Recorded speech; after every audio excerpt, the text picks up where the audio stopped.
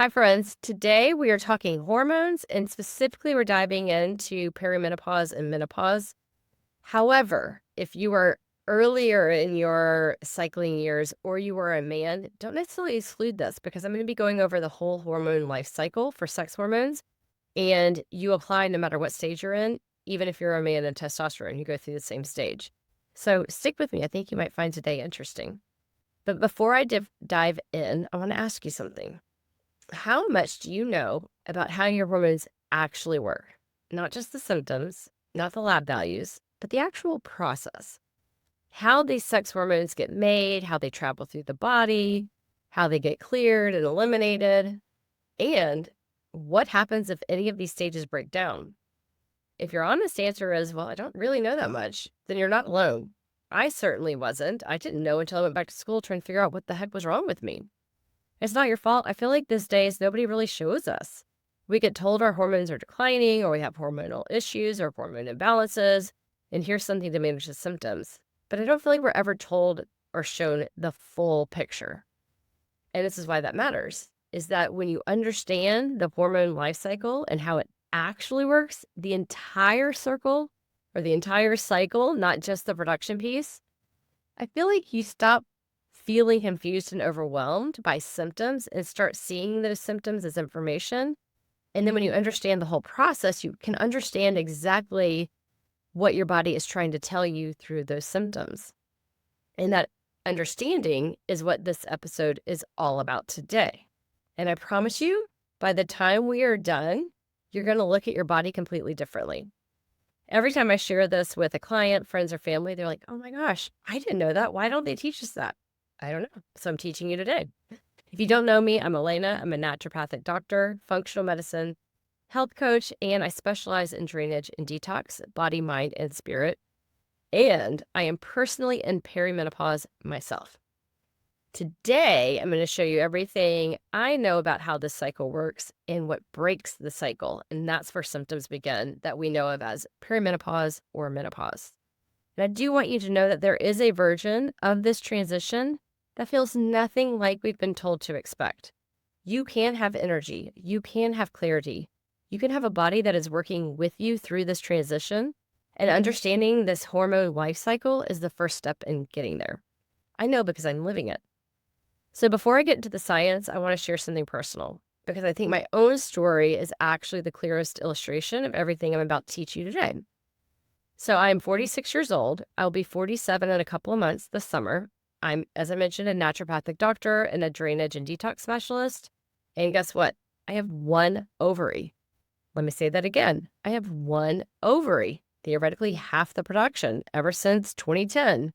Yep, back April of 2010, I was 17 weeks pregnant when I had developed a dermoid cyst on my right ovary that kept twisting and cutting off blood supply. It was incredibly painful, the most painful thing I've ever experienced, and ended up in the hospital multiple times. Eventually, there was no other choice. So at 17 weeks pregnant, I went in for surgery and had my ovary and the dermoid cyst removed. My son was born very healthy. I went on to have 3 more pregnancies, 2 more beautiful children, and a miscarriage. But I went into that pregnancy with 2 ovaries, and I came out with 1. So that's what? 2010, now we're 2026, 16 years of having 1 ovary. Now, here's why I'm telling you this in this episode about the hormone life cycle is because everything that I read and had been told about having only 1 ovary, especially that young or that early on in my journey, it suggested that my perimenopause and menopause experience should be harder. It should come earlier. My hormone production is theoretically more limited. I should expect symptoms earlier than others and more intensely than the average woman. However, here I am. My cycles have shifted. They're farther apart. They used to be 29 consistently. Now they're getting more like 40 days. But that's it. That's the complete list of my perimenopause symptoms. No hot flashes, no night sweats, no insomnia, no brain fog, no mood crashes, don't have weight that won't move. I certainly don't have anxiety that comes out of nowhere, and anxiety is something that I used to struggle with in my earlier 30s, but not anymore because I've done the work. So I'm 1 ovary, almost 47 years old. I am in perimenopause, and I genuinely feel better than I have in my entire life. That is not luck, and that is certainly not genetics. My genetics are not great. That is the hormone life cycle working in a way that it was designed to work. in a body that has been given what it needs to complete every stage of that cycle. It's because I had done the work. I have cleared my body and created a solid foundation, body, mind, and spirit, before I ever walked into this transition. And so I'm enjoying this transition that I can get into later more easily than so many of my friends and community members and clients that come in my door. So here's the other piece of my story that matters even more. About 15 years ago, I was diagnosed with hypothyroidism. Yep, hypothyroidism, underfunctioning thyroid. And I was put on thyroid medication. I was on it for 6 years, and I had only one goal at the time. My doctor thought it was very strange, but was willing to support me. I wanted to get off of thyroid medication. Not because someone told me it could, but something deep inside me said that if my body is actually working the way that it's supposed to, the way that God designed it to, that it should be able to regulate this on its own. And for every 3 to 6 months, my doctor would test me, and guess what? Slowly over time, we were able to lower the doses until I got a message on April 30th of 2019. I was done. My thyroid was great, and I threw that pill bottle away in a trash can at a restaurant, and I even took a picture of it and posted it on Instagram. I was so excited. So after 6 years of being on thyroid medication, I was able to get off, and I've never had to go back on it. That was 7 years ago. I didn't know then what I know now about the hormone life cycle, about drainage pathways, the gut connection, what a backed up liver does to thyroid function. I was just following an instinct that was deep inside of me, that if I clean the body, if I support every stage of the cycle, the body will find its way back. And it did. And it does every single time. That's what this episode is all about. Not just understanding the cycle, but understanding how to support it and what becomes possible when you do. This transition does not have to be a crisis. I'm the proof, and so are all the clients that I work with every day. When the cycle works, the body works, even if the hormones are declining. So let me show you how it works. All right, the bigger picture. I want to start with the full picture before I go into each piece, because most people have only ever been shown half of it. I know I was. And that missing half is where everything goes wrong. It's what I found. So I was at a clinical conference recently, and I photographed a diagram that I really found fascinating. And it just, for me, was like, oh my gosh, this is what I've always talked about, but I could just see it so clearly. So I'm going to walk you through it and describe it to you today. But imagine a circle. In the center of that circle are the words homeostasis and regulation. That's the goal. That is what a healthy body is always trying to do. Heck, that's what your body is always trying to do. And that is what a healthy hormone system is always trying to do. It is always trying to regulate itself, stay in balance, and self-correct. Now, around that center, moving clockwise, are 4 stages. Each one feeds the next stage, each one depending on the stage before it. So we have production, circulation and action, breakdown and metabolites, and then elimination. This is the life cycle of our sex hormones. So I'm going to break them down. Most of the conversations about perimenopause and menopause focused almost entirely on stage 1, the production. Hormones are declining, add more, replace them, let's manage the symptoms. But stages 2, 3, and 4, how the hormones travel through the body, how they get broken down after they've been used, and then how they actually leave the body. Now, those stages are almost never talked about and, frankly, the most important. And they are where most of the dysfunction lives, from my experience and from what the research is now showing. So let me walk you through all 4 stages, because when you see the whole picture, I think everything else is going to make sense for you. All right, so stage 1, production. Before I dive into production, I want to ask you a question. If any of this sounds familiar, are you exhausted in a way that sleep doesn't fix? Like you got a good night's sleep, but you still wake up tired? Does your body feel like it's running on empty no matter how much rest you got? Do you feel like everything costs more energy than it should? Like you're pushing through every single day? That is often a stage 1 issue. The body does not have what it needs to actually produce hormones efficiently, and it is telling you what hormones actually are. So let's start with what sex hormones actually are. Estrogen, progesterone, testosterone. These are steroid hormones, and steroid hormones are fat-based. They are built from cholesterol. I know we have spent decades being told cholesterol is bad, but cholesterol is the raw material your body uses to build your sex hormones. Without adequate amounts of healthy fats and cholesterol, production of these hormones suffers before we even get to the next stage. Your endocrine glands, the ovaries, the adrenals, thyroid, pituitary, they are all factories. They take that raw cholesterol and convert it into estrogen, progesterone, testosterone, and they hand those hormones off to the bloodstream to begin their journey. Now, here's what most people don't know. Making sex hormones is very expensive on the body. It requires a significant amount of cellular energy. And cellular energy is produced by your mitochondria, these little power plants inside every cell. When your mitochondria are struggling, which they are in most people carrying a heavy toxic burden these days, the body doesn't have enough energy to run all of the processes at full capacity, and then hormone production is one of the first things to suffer. But it gets even more specific. Hormone production does not just need energy, it needs cofactors, specific nutrients that act as the tools in the factory. It needs magnesium, zinc, B6, iron. Without these cofactors, the production line slows or stops entirely. And where do we get those cofactors? From the food we eat, which means they have to be properly absorbed. And even if you're supplementing with them, those supplements have to be properly absorbed, which means the gut has to be working, which means if the gut is compromised, and in most women it already is before they ever reach perimenopause, the raw materials for hormone production are being lost before they ever even reach the factory.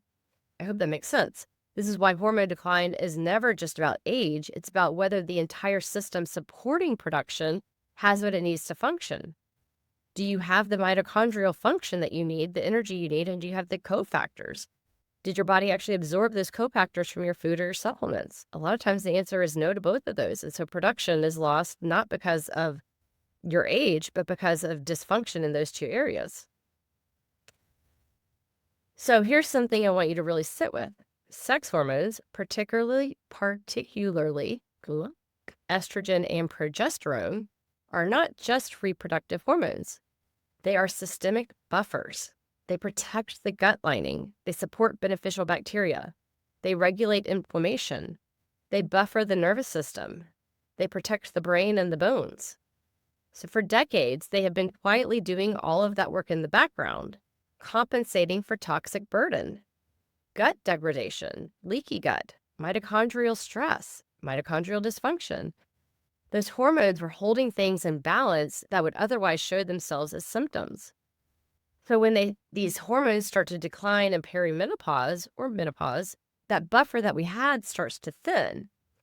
And when that buffer thins, now any of this underlying dysfunction that the hormones were quietly compensating for, now it shows itself. This underlying dysfunction is revealed. And this is the word I want you to hold on to: unmasked. Perimenopause or menopause did not cause the gut dysbiosis. It did not cause the mitochondrial dysfunction. It did not cause the toxic burden or the inflammation that was quietly building. It revealed it. The mask came off. So we are now unmasking dysregulation in the body when those hormones decline. What had been hidden underneath is now impossible to ignore. You can see it. It's been unmasked. This is why some women sail through this transition and others feel like their body is falling apart. It's not about how much estrogen they produce. It's about what was already happening in the body that those hormones are now declining in. I hope that makes sense. This is why when I start working with a client, the first question is never, what hormones do you need, or what are your hormone levels per se? My first question is, what has this transition revealed? What has been building underneath that the hormones have been compensating for? That is what we need to address first, because you cannot out-hormone, out-supplement, out-peptide a body that has not been given the foundations to use these things. So when you understand that perimenopause is revealing something rather than causing something, now it stops being a diagnosis and it starts being information. And information is something you can actually work with. All right, so let's dive into stage 2. Before I dive in, does any of this sound familiar? Do you get hormone test results back that look normal on paper, but you still feel terrible? Like your doctor says everything looks fine, but your body is telling you something completely different? Well, that could be a stage 2 issue. Hormones being produced, but they're not traveling or being received properly where they need to be. The lab number does not tell if the hormone actually got to where it needed to go. It just told you it was produced. So we have hormones being produced. Now they have to travel.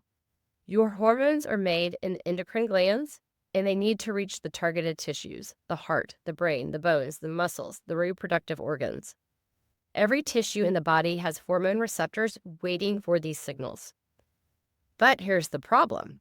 Blood is mostly water, and as we discussed, sex hormones are fat-based, made from cholesterol. Fat and water do not mix. So in order for these hormones to travel through the bloodstream, a sex hormone that is fat-based has to bind to a protein. Think of that protein like a bus. The hormone gets on the bus and it's going to travel through the bloodstream, get dropped off at its destination, do its job, and then it has to be cleared when that job is done. Without the bus, the hormone can't travel.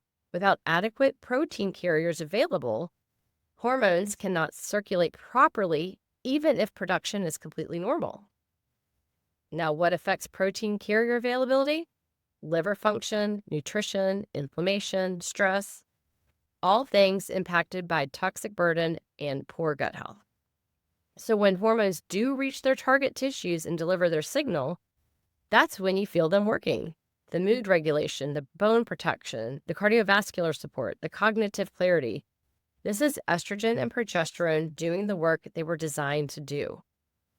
When circulation is working, hormones reach where they need to go.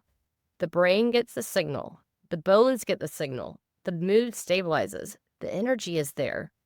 This is the body functioning the way it was designed to function, even if hormones are declining. All right, so let's move on to stage 3, breakdown in metabolites. Does any of this sound familiar? Do you wake up between 1 and 3 o'clock in the morning? Not necessarily because you have to go to the bathroom, but you're just wide awake. Your mind is going. It's so hard to go back to sleep. This is your liver. This is liver time hard at work. In traditional Chinese medicine, that 1 to 3 a.m. window is the liver's peak processing window. It is also when it's processing emotions like anger, frustration, resentment. And there's real physiology behind it. When the liver is overburdened, when it's overworking because it's backed up, it literally wakes you up because it's working so hard. And that's when you get hot flashes, night sweats, that wired but tired feeling in the evening. That's all often related to stage 3. The liver is backed up and the backed up hormones are recirculating. So after a hormone has done its job, it has to be processed. This is stage 3. And this is where the liver becomes absolutely central. Your liver takes used hormones and runs them through phase 1 and phase 2 processing. Phase 1 breaks the hormone down into intermediate compounds, and then phase 2 packages them, converting them from fat-soluble into water-soluble so that the body can actually release them. It conjugates them, essentially wraps them up for safe removal. It's like if you're in the kitchen, which is right behind me, taking all of your garbage, putting it in a garbage bag to take it out to the trash can. This is what's happening. The liver is going to take all that used waste, what's no longer needed, package it up in the garbage bag so it could be taken out to the trash. Now, breaking hormones down takes even more energy and more cofactors than it did to make them. So we need more mitochondrial function. We need more magnesium, more B vitamins, more zinc, more liver capacity. So if your liver is already working overtime, processing environmental chemicals, pesticides, medications, stress, hormones, alcohol, processed foods, molds, heavy metals, the list goes on. Now the hormone breakdown queue gets backed up too. Processed hormones end up sitting in line waiting to be cleared. So think about the garbage truck. You fill your bins outside throughout the week, like I just talked about, we take it outside, but if that truck never comes and takes it away, like it's supposed to, what happens when that truck stops coming? The bins overflow, the bags pile up outside, and then you have rats, flies, a whole freaking mess. The trash didn't become more toxic, it just stopped being removed. That is what happens when the liver processing gets backed up. Used hormones that should be packaged and removed are sitting in the system. They're your garbage just piling up, sitting, waiting for the truck to show up and not showing up. Fitting hormones, particularly estrogen, get reabsorbed and then recirculated in the body. That recirculating uncleared estrogen drives symptoms. This is why liver support is not a wellness trend. It is a basic hormone physiology. The liver is essential at stage 3. Frankly, liver support is essential for life, but here we're talking about hormones, so we're going to roll with that. If the liver is overburdened, everything downstream suffers. This is why in my work with clients, we always assess the liver function as part of the foundational picture. Because a backed up liver means backed up hormones. Backed up hormones mean symptoms that no amount of hormone replacement will fully resolve. You have to address the processing piece first. When the liver is supported and stage 3 is working, hormones get processed cleanly. The intermediates don't linger. The packaging happens, and the body is ready for the final and most critical stage, which is stage 4, elimination. So does any of this sound familiar? Weight in the hips, the belly, or the thighs that won't move no matter how well you eat or how much you exercise. Breast tenderness before your period or all the time. Mood swings that feel disproportionate. Bloating and puffiness, irregular heavy periods. Anxiety that lives in your body. These are estrogen-dominant symptoms. And estrogen dominance is almost never about making too much estrogen. It's about failing to clear the estrogen that you already have. That is a stage 4 breakdown. This is the stage that I feel like nobody talks about, and in my clinical experience, it is the stage where most of the dysfunction lives and also creates dysfunction throughout the rest of the body beyond just the hormones. Stage 4 is elimination. Once the liver has broken down and packaged up the hormone metabolites, they have to actually leave the body. That garbage truck needs to come and actually pick them up. It does this through bile and stool, through urine.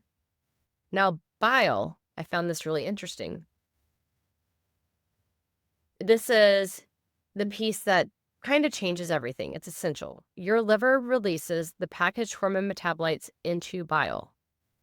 Bile is part of the liver and your gallbladder function. Bile carries processed waste, including these used hormone metabolites, into the gut, into the intestines for removal through the stool. I thought this was interesting that bile is made up of a lot of things, but one of them is cholesterol, the same raw material your body uses to make sex hormones at stage 1. Cholesterol builds the hormones, and cholesterol builds the bile that removes them. The same molecule beginning and the end of the cycle. I found that very interesting.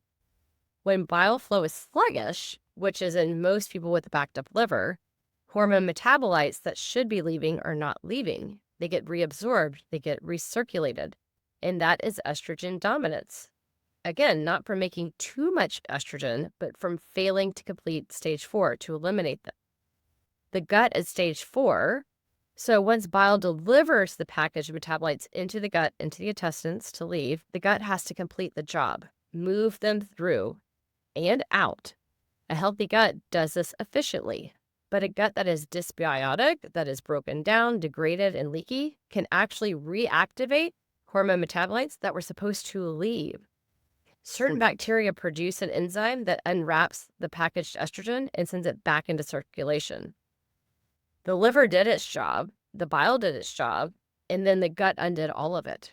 This is why a daily bowel movement is essential. It's not negotiable. You must have at least 1 bowel movement every single day. 2 is ideal. More than 3 can have its own risk. But if stool is not moving every day, processed hormone metabolites are sitting there reabsorbing, contributing to the very symptoms most women are told to just accept. This is also true for all sorts of toxins and waste. They just get reabsorbed. We have to leave. Constipation is not a digestive inconvenience. In the context of your hormone life cycle and toxic burden, it is a stage 4 failure.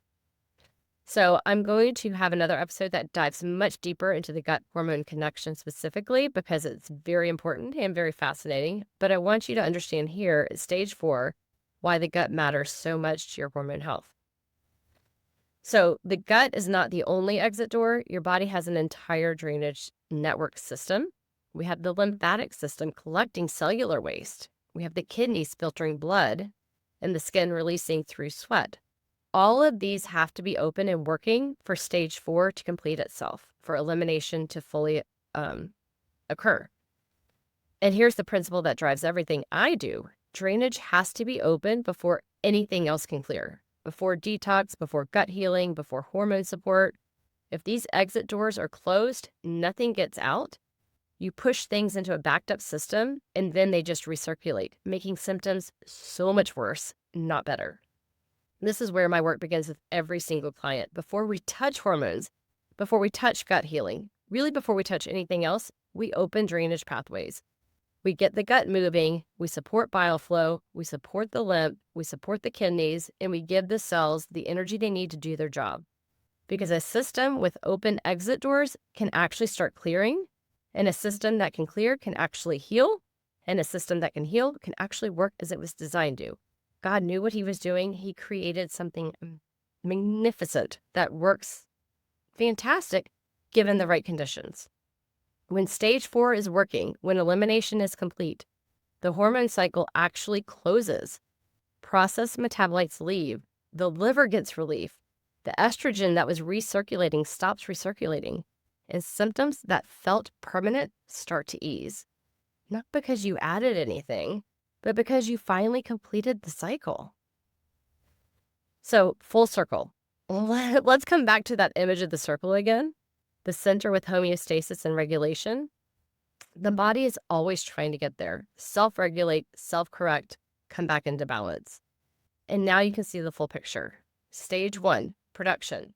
Hormones built from cholesterol by healthy endocrine glands, powered by functioning mitochondria, supported by cofactors, from a gut that can actually absorb them from food or supplements. Stage 2, circulation. Hormones bound to a protein that carries and travels them to targeted tissues, delivering their signals, doing the protective work they were designed to do. Stage 3, breakdown. The liver processing used hormones through 2 phases, converting them for safe removal, requiring energy, cofactors, and a liver that is not already overwhelmed and backed up. In stage 4, elimination. Bile carrying those metabolites into the gut moving them out, the full drainage network completing the job. Every exit door open and working. When all 4 stages are supported, the body regulates itself. Hormones decline naturally as they're supposed to, but the body still functions at a level it was designed for. The symptoms are not there because the system is completing the cycle, so the symptoms just go away. When any stage breaks down, the symptoms are not random. They are a direct readout, a message telling you which stage is struggling. So now you can read them. Now you can understand what your body is trying to tell you. Exhaustion that sleep doesn't fix, that's often stage 1, the mitochondria and the production piece. Lab values that look normal, but you still feel terrible, that's often stage 2, the circulation and delivery piece. Waking up between that 1 and 3 a.m., hot flashes, night sweats, wired and tired, that's often stage 3, the liver processing piece. Weight in the hips or the belly, the thighs that doesn't move, breast tenderness, bloating, mood swings, anxiety in the body, that's often stage 4, estrogen dominance from a failed elimination. So when you understand the cycle, you can read the symptoms. And when you can read the symptoms, you can address the actual stage that needs support, not just manage what shows up on the surface. This is the shift from taking you from my hormones are declining and I just have to manage it to I can see which stage of my cycle needs support and I can actually address it. I can do something about it. That is empowerment. That is what understanding your own body gives you. I want to be honest with you about something. Everything I've shared in this episode, the 4 stages, the mitochondria connection, the liver, the drainage, the bile, All of that information is available to you. It is all out there. It is in research papers, conferences, presentations, trainings, naturopathic training programs, webinars. It is out there. The information exists. It is available to everyone. What took me 10 years to figure out is how it all connects, which piece to address first, in what order, with what support, for which body, because every body is different. Every toxic burden is different. Every stage that is struggling is different. I spent a decade and way more money than I care to admit figuring that out through my own healing journey, through mold toxicity, Lyme, multiple chemical sensitivities, chronic fatigue. Oh my gosh, the list goes on and on and on. Through hypothyroidism diagnosis that I reversed. Not my doctor, me. He just offered the labs and gave me the thumbs up that I could get off. Through perimenopause with 1 ovary and 0 symptoms. Through working with clients whose bodies were showing me what the research was finally saying. And here's what I've learned to do. I assess all 4 stages using muscle testing to understand where the body's own intelligence says the breakdown is. Your body knows. We can tap in and find that out. In every evaluation, I assess drainage, I assess detox, I assess cellular energy, gut function, hormones, and more, not as separate systems, but as one interconnected cycle. And then I try to find out where it gets stuck and what do we need to do to address it in the right order. With drainage and cellular energy coming first always, because you cannot clear what you cannot drain, and you cannot heal without the energy to do it. Then we move to clearing the toxic burden, the heavy metals, the mold, the pathogens, the parasites, which simultaneously frees the mitochondria to function. And then once the terrain is clean, we seal it up. We seal it all up. We rebuild the gut lining. We restore the microbiome. We let the estrobolome do its job. Now I'm going to dive more into the estrobolome in my next episode about the gut hormone connection. But we clear the body, then we seal it in that order, because you can't seal a dirty system. You can't heal a dirty body. You just lock problems in place. So you can absolutely take the information from this episode and start supporting your own cycle today. Start with hydration. Support bioflow. One of the easiest and almost free, warm lemon water first thing in the morning. A big cup of it will help flush your system.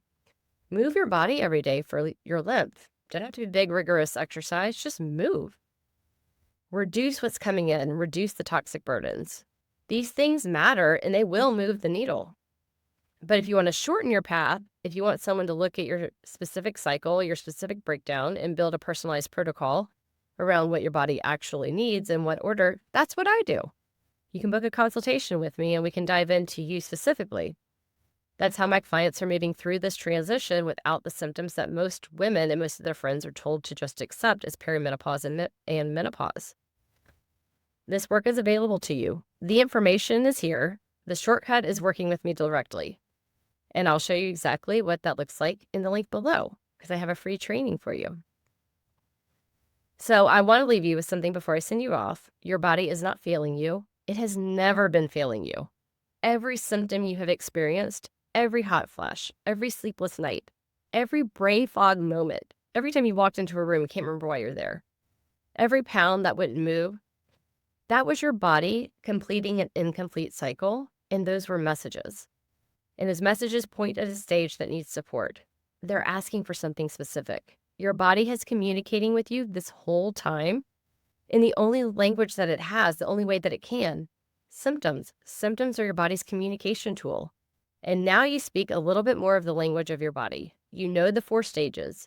You know which stage produces which symptoms. You know what the body needs at each one. You know that the problem is almost never the hormones themselves. It's the system that is supposed to manage them. That knowledge is yours now, and nobody can take that from you. The next episode, as I mentioned, we're going to go deeper into stage 4, specifically the gut hormone connection, the estrobolome, what a broken gut does to your hormone picture, and why this is the missing piece in almost every perimenopause and menopause conversation happening right now. So make sure you subscribe so that you don't miss it. And if today landed for you, if something finally clicked about how your body works and why you feel the way you feel, I want to invite you to take the next step. I have a free 18-minute training called Stop Managing Symptoms, Start Living. It walks you through what it actually looks like to address the root of what this transition is revealing, not managing what shows up on the surface. It's free. It's the most honest thing I put out there, and after you watch it, you wanna talk about working one-on-one with me, I give you a way to do that too. The link is in the description below. I wanna say thank you so much for being here. Please share this with someone who needs it. I feel like this is such important information that we understand our bodies. Whether you have symptoms or not, we should understand how our bodies work, and it's just not talked about. So help me spread the word and leave a comment. I read every one. Hope you have a great day. Love you and have a blessed one. Bye.